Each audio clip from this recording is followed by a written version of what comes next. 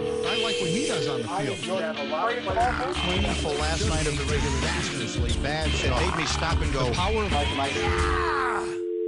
Let me explain two things that were explained to me yesterday, things that I didn't understand in this, and I'm not sure that you do, and I think that you'll find this educational or informative, as I did, and I got it directly from a conversation with Rick Bucher.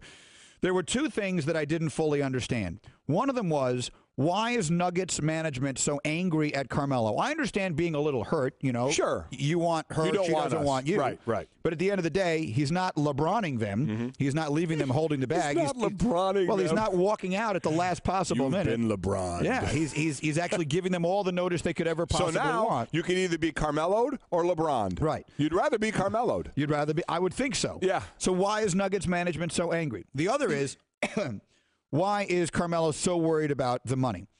Rick Bucher explained both of those to me yesterday. The first, let's start with the management is angry. And you tell me, Mike, if you have a problem with this.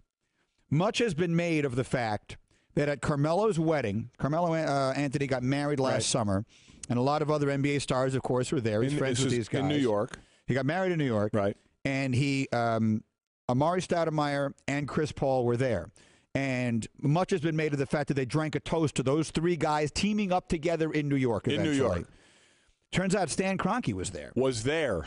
He's the owner of the Nuggets. Now, he has sort of ceded ownership to some degree to his son, but it's still, I mean, for the sake of this discussion, let's call him the owner of the Nuggets.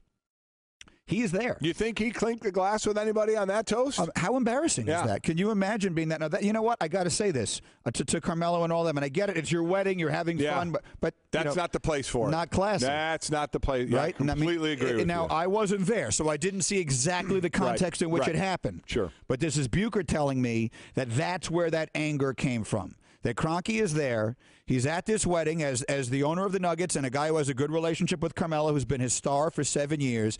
And there's Carmelo drinking a toast to going and playing with other guys in another city.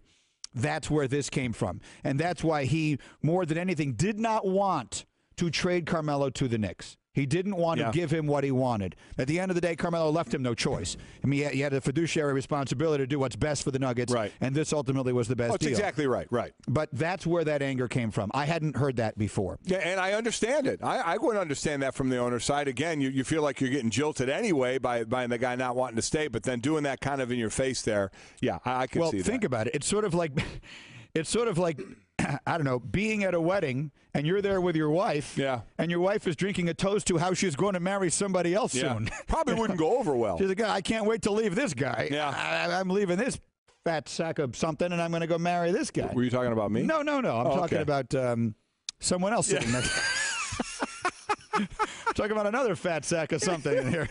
Catch Mike and Mike every weekday from 6 to 10 a.m. Eastern on ESPN Radio and ESPN2.